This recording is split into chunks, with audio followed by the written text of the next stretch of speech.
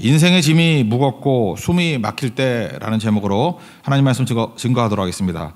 나사로가 죽었다가 다시 살아나게 되었습니다. 이것은 사실이고 팩트고 이것은 진실입니다. 이게 트루스, 진리다 이렇게 말할 수 있다는 것입니다. 이게 눈에 보이는 명백한 일임에도 불구하고 사람들은 명백한 사실과 또 명백한 진실을 이렇게 공격하려고 할 때가 많이 있습니다. 뻔한 사실인데 공격한다라는 거예요. 그리고 그 사실을 부인하고 또 거짓말하는 사람들이 있다라는 것입니다.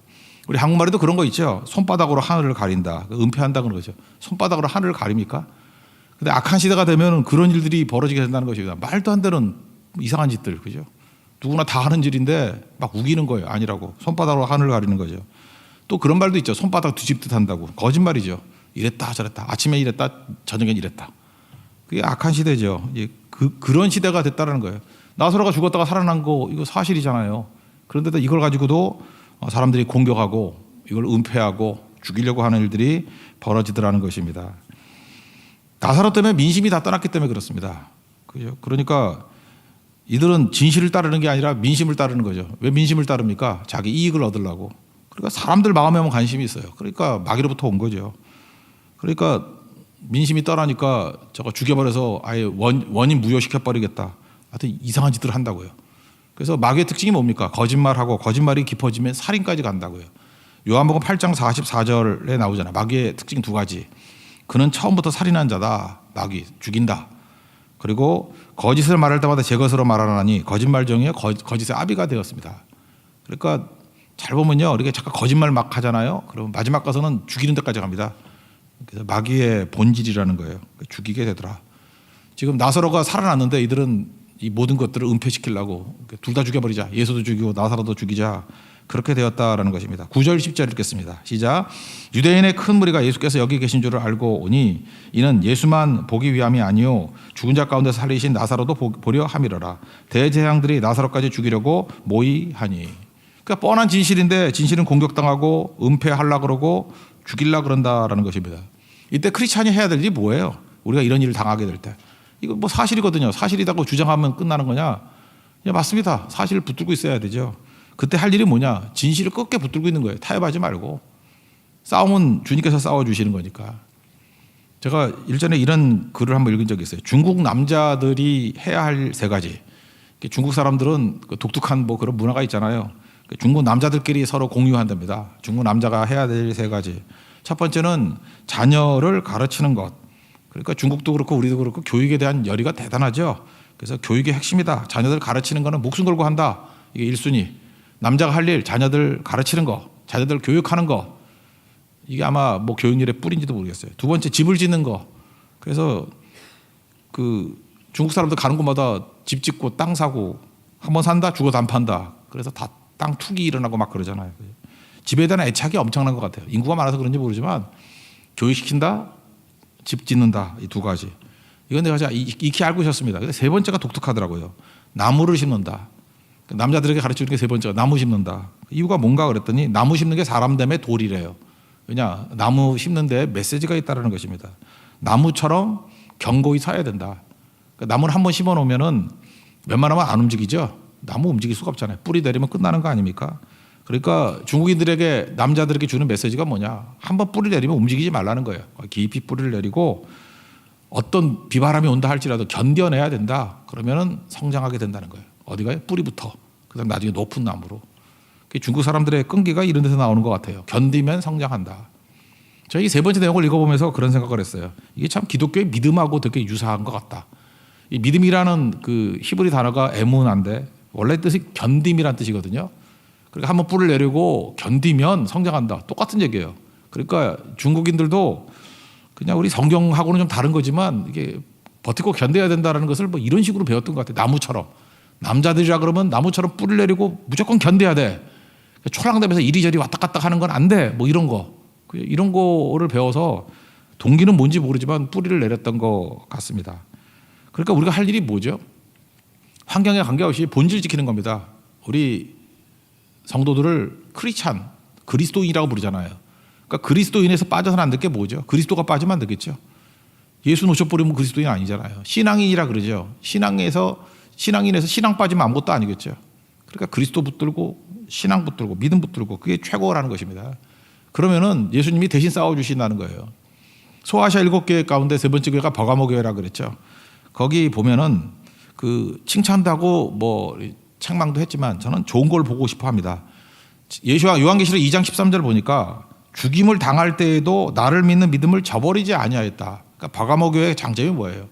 하여튼 목숨의 위협이 왔는데도 불구하고 나사로 같이 믿음 저버리지 않았대요. 그냥 꽉 하나 붙들고 있었대요. 그랬더니 그때 예수님이 그 버가모 교회에 대한 소개가 뭐였습니까? 좌우에 날성검을 가지시니, 그러니까 믿음만 붙들면 예수님이 대신 싸워준다 그런 얘기죠. 이게 되게 중요한 개념이에요. 우리가 싸우는 거 아니고 우리가 뭐 어떻게 싸울지 모르잖아요. 근데 예수님에 대한 믿음 하나 딱 붙들고 있으면 버가모 교회에서 말씀하셨잖아요. 좌우에 날성검을 가지시니가 대신 싸워주신다고. 우리도 마찬가지입니다. 믿음 하나 딱 붙들면 예수님이 대신 싸워주신다라는 거예요. 그러니까 믿음이 중요한 거죠. 우리는요 이렇게 뭐 결과, 환경, 뭐 조건, 그 다음에 뭐 얼마나 얻었느냐 이게 중요한 게 아니라니까요. 남산에 가면요 안중근 기념관이 있습니다. 남산 도서관 앞에 안중근 기념관이 있는데 그 앞에 그 큰 비석으로 이렇게 세로로 글이 써 있어요. 뭐라고 돼 있냐면은 결리사의 견위수명, 뭐 말해봤자 무슨 뜻인지 모르겠죠. 예. 결리, 이익을 보면, 그죠? 결리, 이익을 보면 사의, 의를 생각해라. 그러니까 안중근 의사의 말씀이에요. 그죠? 이익을 딱 볼 때마다 이익에 마음 두지 말고 의를 봐라. 의로움. 그러니까 흔들리지 않겠죠. 또 하나가 무엇입니까? 견위, 위기, 그죠? 리스크 이런 거를 보면은 데인저 이런 걸 보면은 수명, 목숨 바쳐라. 그런 거죠. 위기 중에 도망치려고 그러지 말고 용기를 가지고 목숨 바쳐라. 저는 이게 굉장히 중요하다고 생각합니다. 이거를 갖다가 풀어준 게 뭐냐면 에세이를 쓴 글이 있어요. 안중근 의사가 이렇게 얘기했습니다. 세상에는 세 종류의 사람이 있다고. 첫 번째는 이익을 추구하는 사람이 있고, 두 번째는 의리를 추구하는 사람이 있고, 이게 아까 말했던 그게 그 결리, 사의 거기 해당되는 거죠. 마지막 세 번째가 이분이 말하긴 사상이라고 그랬어요. 사상을 따르는 자가 있다. 사상이 뭡니까? 그게 믿음이죠. 이렇게 설명했어요. 우리가 일을 하게 될 때는 사람 수준에 맞춰서 그냥 채워주면 된다는 거예요. 뭐 그 사람 갖다 비난할 거 없이 어떻게 보면 약간의 인격은 결정된 거니까. 그러니까 이익을 추구하는 무리가 있잖아. 이익을 추구하는 무리. 너 왜 이익을 추구하고 그따위로 살아? 그렇게 말하지 말고 큰 일을 하려고 그러면 속으로는 그렇겠죠. 아, 이런 개쓰레기 그런 생각을 갖지만 이익을 추구하려고 오는 사람에게는 이익 주면 된다는 거예요. 그럼 일한다는 거예요. 그러니까 뭐 사람을 바꾸려고 그러지 말고 이익을 추구하는 사람이 있습니다. 그러면 좀 저질 인생이지만 이익 주면 일해요. 거기까지 더 나누지 말고. 그러니까 이게 부속품이죠, 일종의. 그 다음 수준의 사람이, 이런 사람이 한 80%쯤 된대요. 의리를 추구하는 사람이 있답니다. 그 사람에게 끝까지 의리 지켜주면 돼요. 뭐 주는 거 없어도 의리만 딱 지켜주면은 이 사람은 의리 저버리지 않습니다. 이런 사람이 또 15% 정도 된다는 거예요. 그러니까 쉽게 말해 돌쇠죠. 사람끼리는 의리라 그러고 하나님께 대해서는 충성이라 그러죠. 충성 다하는 거. 근데 여기까지는 좀 약간 약점이 있지 않습니까? 뭐냐면 뜻이라는 거, 퍼포스라는 거, 목적 이런 거에 좀 약점이 있죠. 돌쇠만 돼서는 안 되잖아요. 우리가 주와 동역자잖아요. 뜻을 나누는 거. 그래서 하나님의 뜻을 붙드는 것을 뭐라 믿음이라는 거예요. 사상 이 5%라는 거예요. 이 사람이 나라를 건지고 세상을 변화시키는 힘이 있다.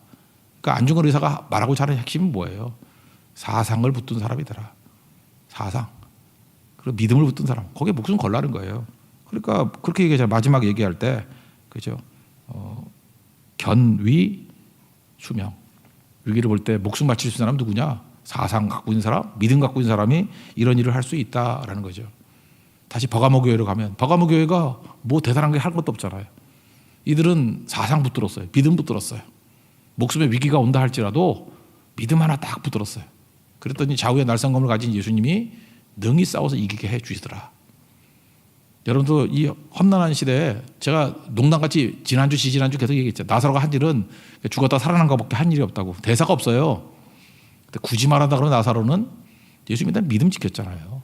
그죠? 목숨의 위기가 있다 할지라도 그냥 그 자리에 꿋꿋하게 서 있었다고.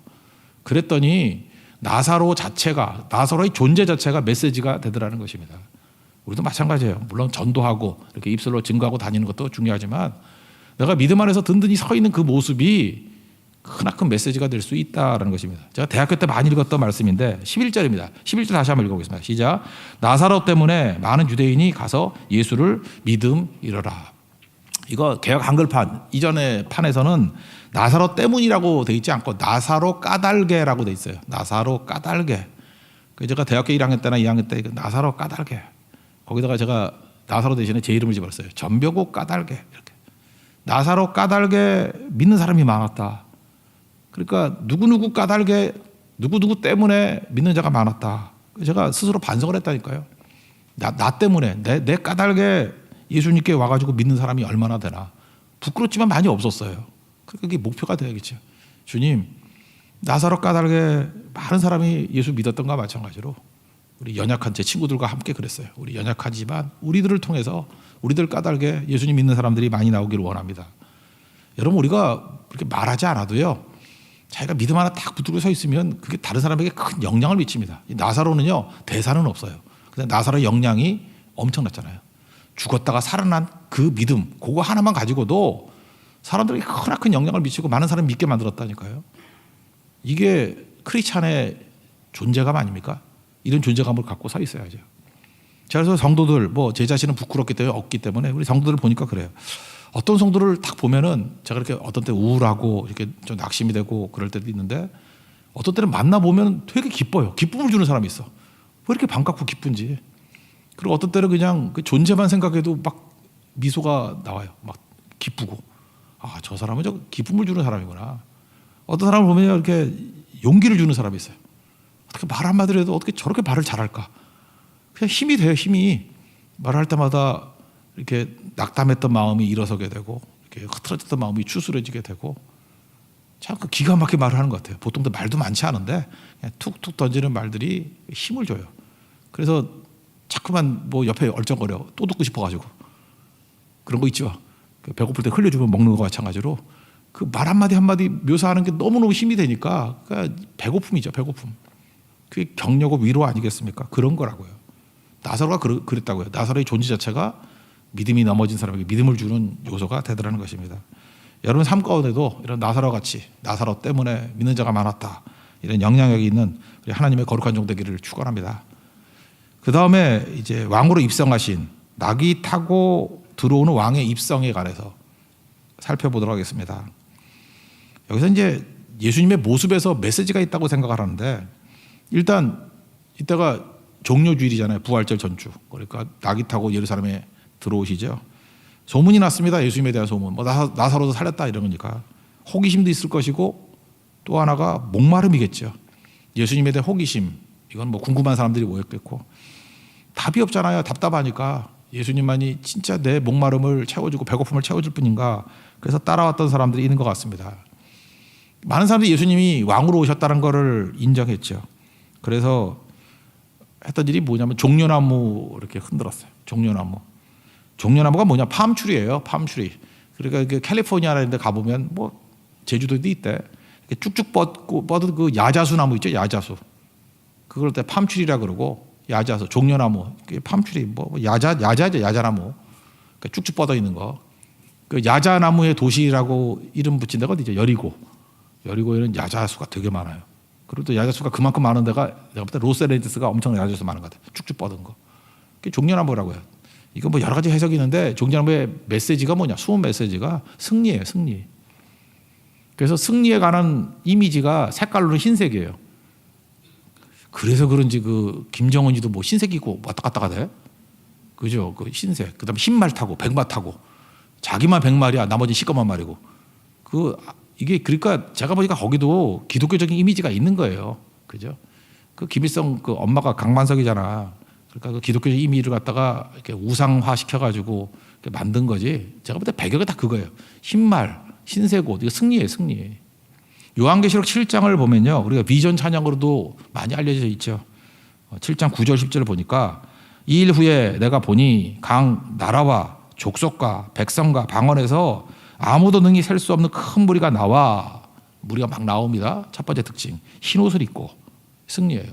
또 하나가 손에 종려 가지를 들고 보좌 앞과 어린 양 앞에 서서 큰 소리로 외쳐 이르되 구원하심이 보좌에 앉으신 우리 하나님과 어린 양에게 있도다 그랬다는 거예요. 우리 뭐 성경 그냥 읽고 넘어가지만 흰옷 입고 종려나무 가지를 들고 이게 승리라고. 딱 이게 예루살렘 성에 입성할 때의 모습하고 똑같죠. 이 모습. 그럼 다시 한번 정리를 보면 승리자 왕이 입성했다 그럴 때 나타나는 게 일종의 첫 번째는 흰말, 그리고 두 번째는 종려나무, 세 번째는 환호성 이런 거겠죠. 환호성. 근데 여기서 여기 환호성의 내용이 뭐예요? 호산나죠. 호산나. 호산나는 주여 우리를 구원하소서 그런 뜻이거든요. 호산나, 호산나 우리를 구원해 달라고. 그러니까 진짜 왕의 입성과 딱 맞아 떨어져요. 근데 한 가지가 안 맞네. 뭐가 안 맞죠? 흰말 타야 되는데 나귀를 탔대잖아. 그것도 나귀 새끼래. 요가 아니에요. 새끼 나귀. 예. 나귀 새끼가 아니라 새끼 나귀. 12, 13절 읽겠습니다. 시작. 그 이튿날에는 명절에 온 큰 무리가 예수께서 예루살렘을 오셨다는 것을 듣고 종려나무 가지를 가지고 맞으러 나가 외치되 호산나 찬송하리로다 주의 이름으로 오시는 이 곧 이스라엘의 왕이시여 하더라. 그러니까 왕의 입성입니다. 그러니까 2번, 3번은 되잖아요. 종려나무 들었다, 호산나라는 환호성 썼다. 1번이 뭐였어요? 흰말인데 흰말 안 탔다. 이게 오늘 핵심이에요. 예수님이 왕으로 오셨는데 어떤 왕으로 오셨느냐? 겸손의 왕으로 오셨다. 그런 거죠. 이걸 강조하는 거예요. 지금 일부러 이렇게 블랭크를 만들어 놓고 이상하다고 느끼라는 거예요. 왜 흰말이 아니지? 근데 나귀 새끼는 뭐야? 이렇게 궁금증을 가지라는 것입니다.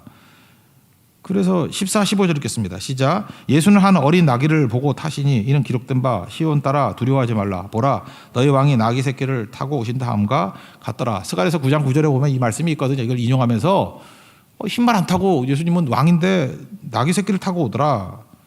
사이즈에 집중하는 거예요. 사이즈에. 나귀 새끼라는 거 작은 거.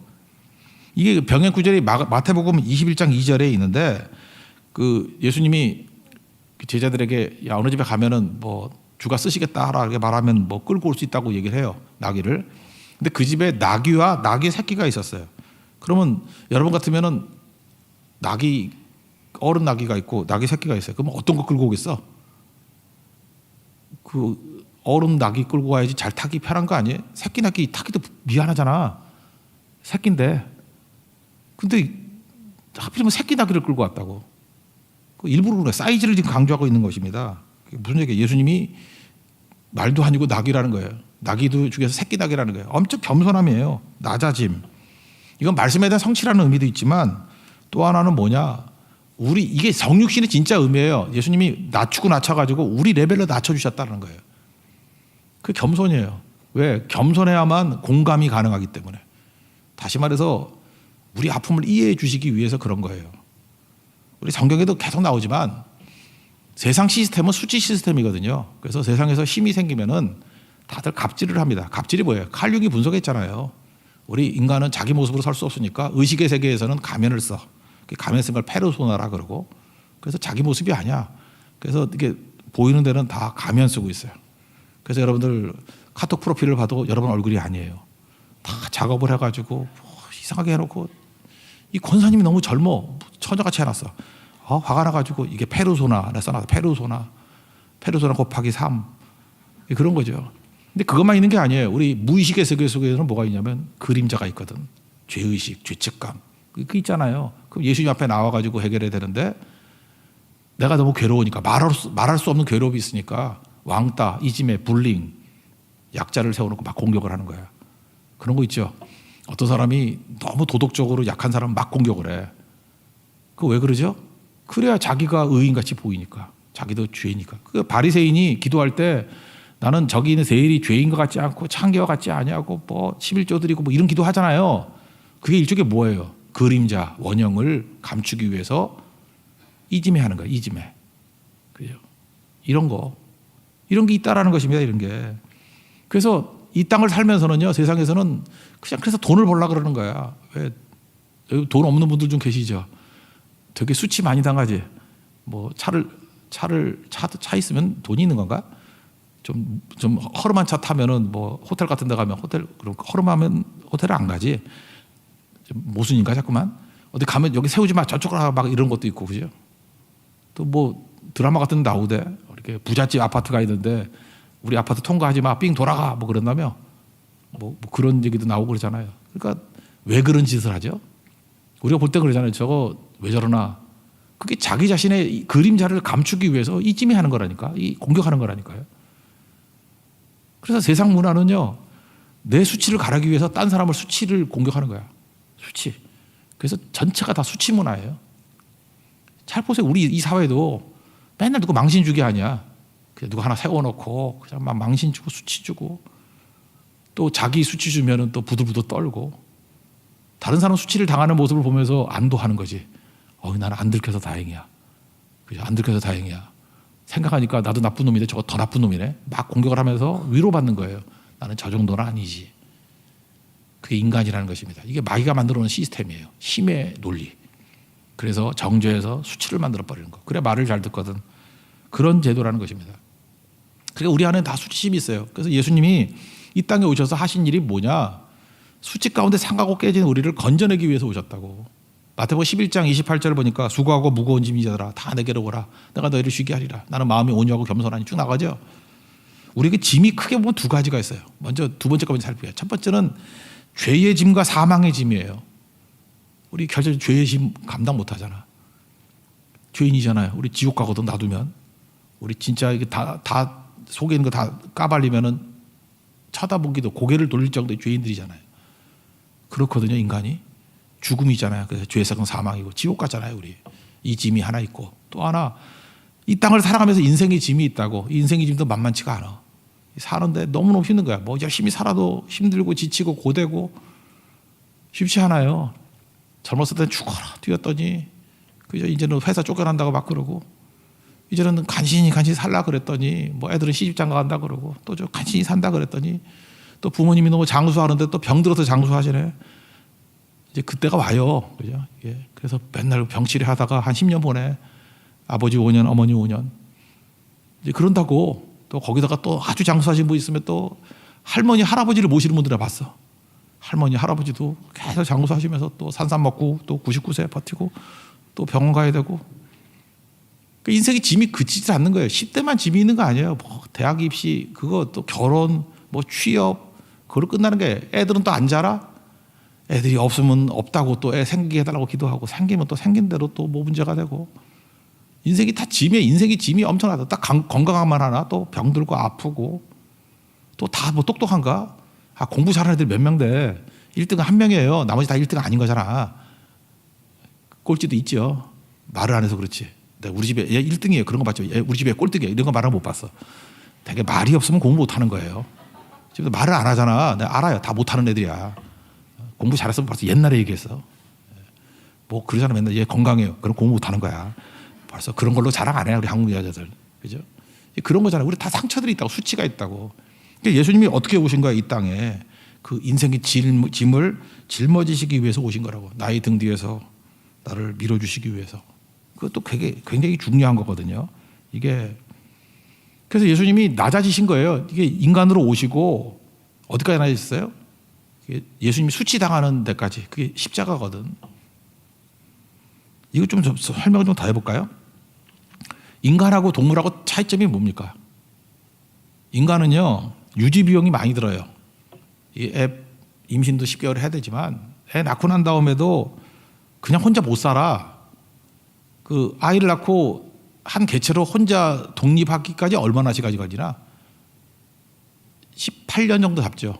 서양에서는 18살이 될 때까지 집에 있어. 그리고 다 쫓아내버려. 근데 우리 한국은 더 하죠. 한국 몇 살까지인가? 한국 한 30살까지 아니야? 우리 집엔 30살인데도 집에 계속 붙어 있어. 나가지도 않고. 이게 원래는 서양은 18살까지거든요. 근데 우린 더 한 것 같아요. 일단 25은 넘는 것 같고 뭐 30, 어떤 때는 40까지 되놓으면 이제 미친다 그러지. 그 칸가루족이라 그러잖아. 그러잖아요. 그러니까 참 이게 양육하는데 엄청 시간이 걸려요. 근데 동물들 보세요. 제가 옛날에 동물의 왕국 이런 거 좋아했는데 어떤 큰 기린이 있어요. 기린이 임신하는 거 봤어요? 기린도 인간하고 비슷한 것 같아요. 양수가 터지는 것 같더라고. 뭐 이렇게 물 같은 게 싹 쏟아져. 그러고 난 다음에 기린은 서서 출산하대. 보셨어요? 서서. 다리를 쫙 버리고 이렇게 서서 출산하는데 기린이 기린을 낳더라고. 뭐가 뚝 떨어져. 근데 이게 폴더 같이 접혀 있어. 애가 이렇게 접혀 있어. 목도 길고 다리도 기니까 이렇게 접혀서 나오는 것 같아. 뚝 떨어지고 이렇게 접힌 게 폴더가 이렇게 펴지더라고. 그랬더니 어미가 이렇게 다리를 툭툭 치니까 비틀비틀 하더니만 내가 볼 때 1분이 안 돼가지고 섰어요. 1분이 안 돼가지고 3분이 안 돼서 뛰더라고. 와, 양육 쉽겠다 라는 생각을 했어. 길이는요 그냥 나가지고 톡 치면 일어서고 톡 치면은 뛰어. 그리고 지가 이제 알아서 먹더라고. 물론 뭐 어미가 약간 보온해 주겠지만 뭐 그냥 어미 하는 일이 별로 없어요. 그냥 그러고 사는 거예요. 그게 동물이에요. 근데 인간은 안 그렇죠. 이거 뭐 젖먹여서 커야지. 뭐 6살 7살도 자기가 스스로 못하지. 잘 못하잖아요. 그죠? 뭐 중고등학교 가도 뭐 엄마 아빠시 못 살고 그렇다고요. 근데 그 차이점이 뭐냐면 인간은 동물에 비해서 이렇게 약해요.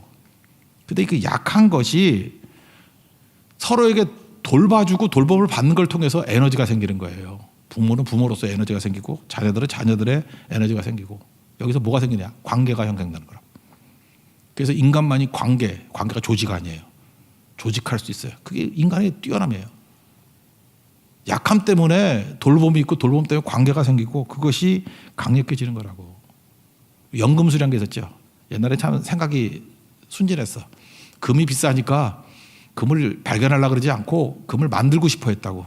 그래서 화학자들이 모여가지고 이렇게 금을 만들고, 그 연금술 아니에요. 실패했죠.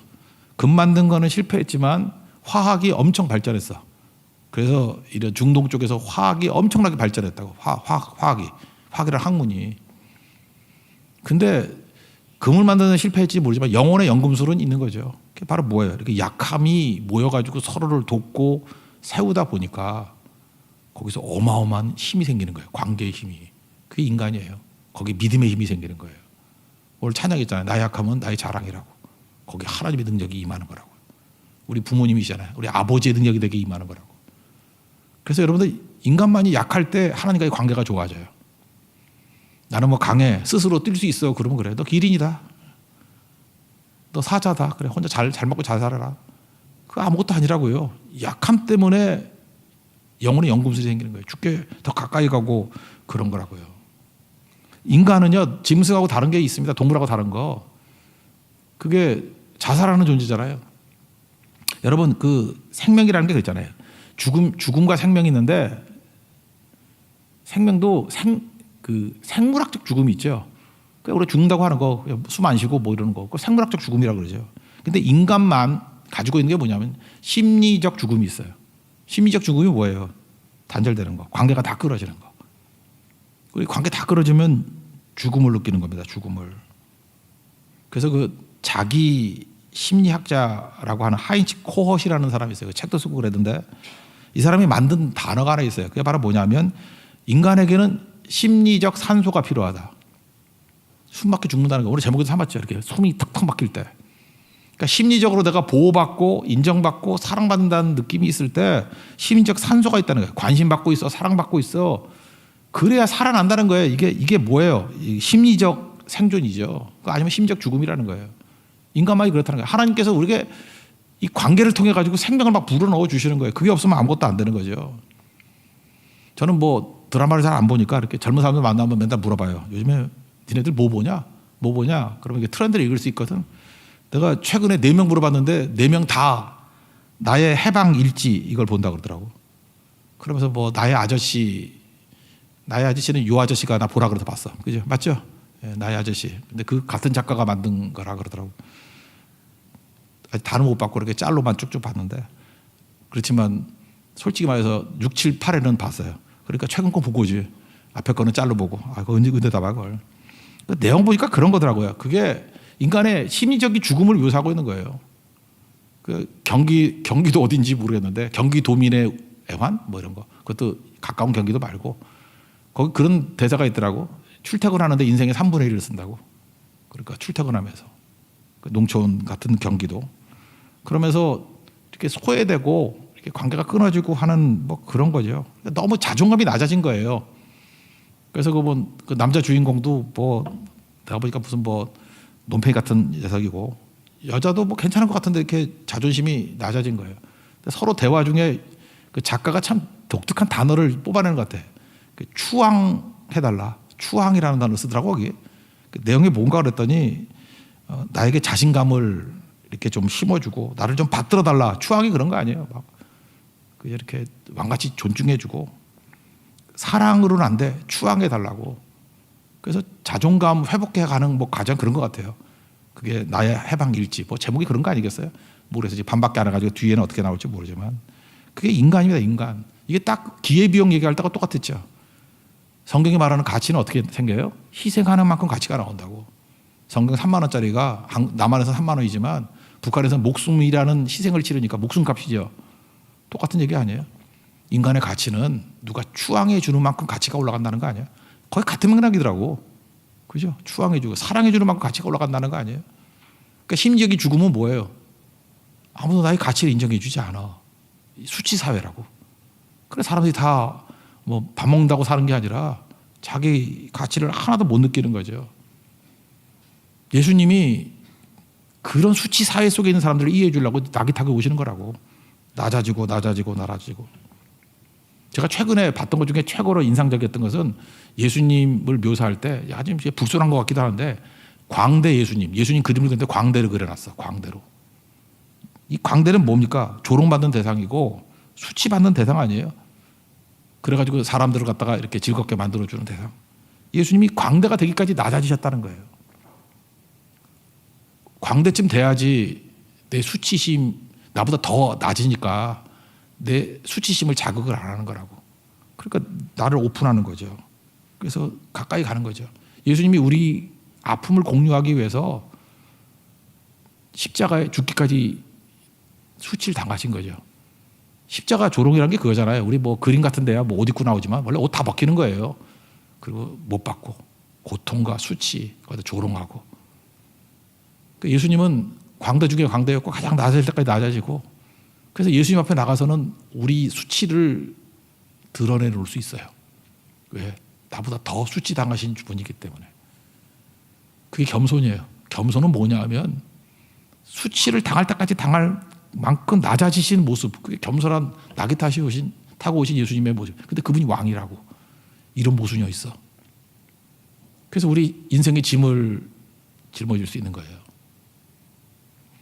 제가 뭐 그 드라마에 나온 얘기는 아니지만 뭐 거의 같은 얘기 같아요. 뭐 이렇게 몇 회인가 보니까 그 여자 주인공이 뭐 이렇게 어렸을 때 사진 찍었는데 이렇게 쟤는 카메라를 안 쳐다봐. 고개를 팍 숙여 뭐 그러는 것 같은데 이거 똑같은 얘기 아까도 얘기했지만 그 하인츠 코어 그 이 사람 책에 나오는 얘기예요. 그런 거 있더라고. 그렇게 상담하는 분인데 수치를 많이 당하고 상처를 입은 사람은 상담자의 눈을 못 쳐다본대요. 눈을 왜 못 쳐다보냐면은 이 사람은 전문가이기 때문에 내 눈을 보면은 내 속을 본다라고 착각한다는 거예요. 그래서 속을 안 보여주려고 눈을 감는 거죠. 내리는 거라고. 뭐 거의 같은 맥락인 것 같아, 그죠? 근데 예수님은 나를 봐도 돼요. 왜? 나보다 훨씬 더 수치당하신 분이니까. 나보다 더 낮아진 곳까지 가신 분이니까. 그래서 예수님이 실제적으로 우리 삶 가운데 위로가 됩니다. 그리고 절대로 우리를 향해서 돌 안 던져요. 내가 네 아픔을 안다. 네 고통을 안다. 네 눈물을 안다. 이렇게 나가는 거죠.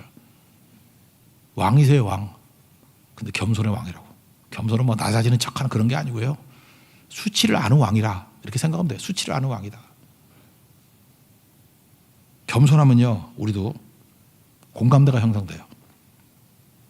그랬잖아요. 몸의 중심이 어디라 그랬어요? 아픈 곳. 몸의 중심은 아픈 곳이에요. 그래서 아픔을 알아야 공감대가 형성된다고. 우리 교회가 좋은 교회라는 게 뭔지 아십니까? 아픔을 아는 거예요. 그게 겸손이에요. 수치를 공격하는 게 아니라 모든 수치를 담을 수 있는 곳. 근데 반면에 교만하면 경쟁을 유발하고 차별하게 돼 있어요. 그래서 교만하면 수치가 생겨요. 여러분 잘 보면 어떤 사람 만나면은 그냥 만나기 싫다 그럴 때가 있어요. 이유가 뭐냐면 그 사람이 교만해서 그래요. 교만하면 이 사람이 그 사람 앞에서 수치스러워. 그 사람을 보면은 그 사람이 보이는 게 아니라 내 약점이 보여. 아이고 저거 저렇게 예쁜데 나는 못생겼네. 뭐 저거 날씬한데 나는 이렇게 뚱뚱한가. 저거 봐라 저거는 뭐 이렇게 돈도 많은데 나는 돈도 없고. 그게 교만한 상태예요. 근데 우리가 뭐가 됐든 간에 우리 부모님 앞에서 이렇게 수치심 느낀 사람 없잖아요. 그게 진짜 겸손과 사랑이기 때문에. 그 겸손이란 게 그런 거라고요. 그 사람의 어떤 약점과 어려움이 있다 할지라도 내가 도움이 될 수 있다라는 느낌이 들 때 그게 겸손이에요. 그게 힘이거든요. 예수님은 지금 예루살렘에 입성하시면서 겸손의 왕으로 오셨다는 건 그런 거예요. 그러니까 우리 교회도 겸손의 성이 돼야죠. 겸손의 성터. 그게 우리가 걸어가야 될 그 길이다. 성경은 말하고 있습니다. 우리 다 같이 수치를 유발하는 게 아니라 수치를 품고, 그죠? 그들에게 우리도 드라마에서 말하는 추앙보다 더 게 사랑이잖아요, 그죠? 그리스도의 사랑으로 희생하고 섬길 줄 아는, 그래서 모든 사람들이 회복의 능력을 체험하는 우리 거룩한 교회가 되기를 축원합니다. 그게 교회예요. 또 하나는 우리가 맨날 듣는 얘기지만 십자가죠. 예수님이 종려주일에 오셨잖아요. 그리고 금요일 날 이제 달리셨으니까 이게 딱 스토리가 맞는 거예요. 6월절에 니산월 아비벌 1월달 10일에 양을 데려와요. 그리고 14일에 잡는 거야. 출애굽기 뭐 12, 13장에 쭉 나오잖아요, 거기. 그죠? 6월절이지. 그러니까 양 잡아다가 잡는 날은 그 양이 죽는 날이 예수님 십자가 지를 때라고. 그 예수님이 지금 왕은 왕인데 어떤 왕으로 들어가시냐면 세상 죄를 지고 가는 하나님의 어린 양으로 입성하신 거예요, 지금. 본인이 뭐예요? 재물의 재물. 재물로 입성하셨다. 그걸 보여주고 있습니다. 요세푸스라는 유태인이 있거든요. 유태인이 뭐 로마 밑에서 얼짱얼짱 하다가 그 사람이 뭐 총독도 하고 했나 뭐 이러다가 역사를 썼어요. 그래서 그 요세푸스 역사라 그러죠. 예, 요세푸스 역사. 이게 굉장히 유익해. 그래서 예수님하고 비슷한 이렇게 오버랩된 시대에 있기 때문에 그래서 신약 성경하고 뭐 이렇게 반개 세상 역사를 볼 때 요세푸스 역사서를 본다고. 그 요세푸스 역사서 우리나라도 번역 때 나왔어요. 제가 학교 다닐 때 제 친구의 친구쯤 되는 애가 번역한 거야. 그 읽어보면 되게 방대해요. 유익이 있는데 요 장면에서 나오는 요세푸스 역사에 무슨 얘기가 나오느냐. 유태인들이 몇 명 살았는지를 추측할 수 있는 게 나오는데 대부분 10명당 한 마리 정도의 양을 잡았대요. 근데 요 당시에 6월절 때 예루살렘에서 잡았던 양의 수가 20만 6천 마리. 그래서 이 당시 6월절에 예루살렘에 딱 들어가면은 피비린내가 났겠죠. 그리고 그 정도의 피가 흐르니까 20만 6천 마리의 양의 피가 흘러가니까 요단강에 피범벅이 됐대. 이해가 되시죠? 그때의 어린 양이 누구라는 거예요? 예수님이라는 거예요. 그러니까 왕은 왕인데 세상 죄를 짓고 가는 하나님의 어린 양으로서 들어가는 왕이에요. 근데 그 피가 뭡니까? 나를 위해서 대신 죽은 거예요. 대속이라는 게 그거예요. 대신 죽는다는 거. 대속이 하려고 그러면 이런 거 하고 좋은 것 같네요. 그 콜베 신부 얘기가 제일 좋은 것 같아요. 아우슈비츠라는 그 나치 독일이 유태인들 죽이는 수용소가 있었죠. 거기서 그냥 죽이기만 600만을 학살하는데 그냥 죽이기만 가스실을 가서 죽이기만 하는 게 아니라 온갖 실험 다 했어요. 뭐 사람 죽여다가 건빵을 만들면 몇 개 만들 수 있나 뭐 이런 거 그죠? 사람 몸에서 나오는 인이 얼마냐 뭐 이런 거. 그 중에 하나 뭐 사람이 그 동상 실험하려고 팔을 얼만큼 얼렸다 노렸다 하면은 동상에 걸려서 팔이 썩나 뭐 이런 거. 진짜 나쁜 놈들이죠. 인체 실험한 거. 그 중에 하나가 뭐냐면은 사람이 어느 정도로 굶어오면은 어느 정도 상태에서 죽나 이런 거 실험하기 위해서 뽑았어요. 이 사람들은 누구냐면 굶겨 죽이는 사람이에요. 이게 소노 아야코라고 하는 그 일본 작가의 글에 나오는 얘기예요.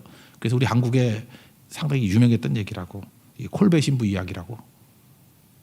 근데 어떤 사람은 선택을 했더니 이 사람이 죽기 싫어서 소리 지르는 거예요. 살려주십시오. 저는 처자가 있습니다. 그리고 어머니 모셔야 됩니다. 나 죽으면 이제 아무것도 안 됩니다. 뭐 이렇게 외칠 수 있겠죠. 그랬더니 그 독일 군인이 시시 웃으면서 장난깨 있었던 거죠. 너 대신 죽겠다고 나오는 사람이 있으면 살려주지 그랬다는 거예요. 그랬더니 진짜 나온 게 있는 거예요. 그 사람이 콜베라는 신부예요. 콜베. 그래서 소노 아야코가 쓴 글에 있어요. 책도 있어. 그 소노 콜베 신부 이야기. 콜베. 47이었는데 가서 대신 죽어요. 뭐 이거에 대한 감동적인 얘기는 그 책에 다 있으니까 책 보시고. 그게 대속이에요.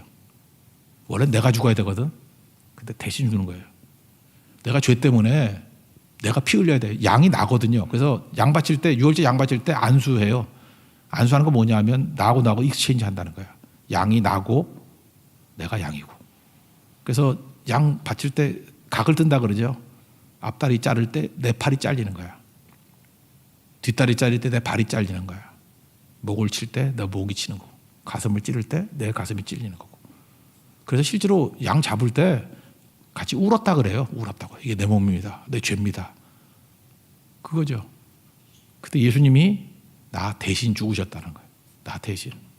베드로전서 2장 24절을 보니까 친히 나무에 달려 그 몸으로 우리 죄를 담당하셨으니 이게 대속이죠. 이는 우리로 죄에 대하여 죽고 의에 대하여 살게 하려 하심이라. 그가 채찍에 맞음으로 너희는 나음을 얻었나니. 이사야서 53장의 말씀을 또 인용했죠. 이게 예수님의 예루살렘 입성이었다는 것입니다. 예수님은 우리에게 두 가지 짐을 대신 지어 주신 거예요. 우리의 죄짐, 죽음의 짐을 대신 지어 주셨습니다. 그래서 우리 살 수 있는 길이 뭐예요? 예수님밖에 없어요. 다른 이로서는 구원을 얻을 수 없다고. 예수 그리스도 이외에 우리가 구원을 얻을 만한 다른 일을 하나님께 주신 일이 없다고요. 그래서 우리의 죄 문제, 죽음의 문제 우리 해결 못합니다. 답답한데 해결 못해요.